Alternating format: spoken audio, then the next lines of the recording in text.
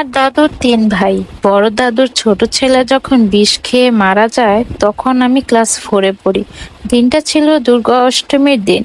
বড় মামির সাথে মতানৈক্যর ফলে ছোট মামা বিষ খান। মামা মারা যাওয়ার পর ছোট মামি কর্মসূত্রে কলকাতায় চলে আসেন। তারপর থেকে মামার বাড়িটি ফাঁকাই পড়ে থাকে। আমি ছোট থেকেই দাদুর বাড়ি থেকেই মানুষ, পড়াশুনো ওখানকার স্কুলেই পড়ি। রোজ সন্ধ্যাবেলা বাড়ি ফিরতে গেলে ছোট মামার বাড়ির সামনে দিয়ে আসতে হতো। আসার সময় শরীরটা কেমন ভারী ভারী লাগতো। যাই হোক, বাড়ির দিকে তাকাতাম না। এর মধ্যে কেটে গেছে আরো 5টা বছর। তখন আমি ক্লাস নাইনে পড়ি।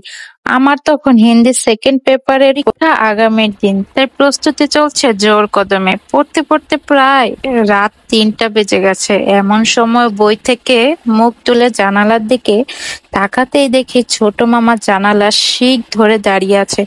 আমার তখন এমন অবস্থা যে আমি হাত পা নড়ানোর শক্তিটুকু হারিয়ে ফেলেছি। 2 মিনিট এইভাবে থাকার পরে আমি চোখটা নিচে নামিয়ে ফেলি। পাশের রুমে দাদা শুয়ে রয়েছেন, তবুও ডাকতে পারছি না, গলা দিয়ে আওয়াজ বেরোচ্ছে না। কোনো মতেই গায়ত্রী জপ করতে করতে জানালাটা বন্ধ করে শুয়ে পড়ি।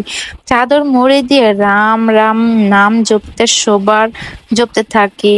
শোবার খানিকটা পরে ক্লান্তিতে ঘুমিয়ে পড়ি। খানিকক্ষণ পরে কারোর পায়ের আওয়াজে ঘুম ভেঙে যায়।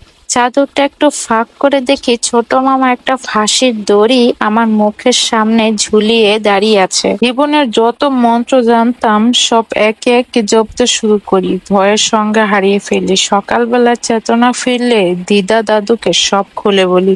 দাদু আমাকে কুলগুরুকে ব্যাপারটা জানালে তিনি গোয়ায় পিণ্ড দানের কথা বলেন, আমাকে মন্ত্র দিয়ে শুদ্ধিকরণ করে দেন। এরপরে মামাকে আর দেখতে পাইনি।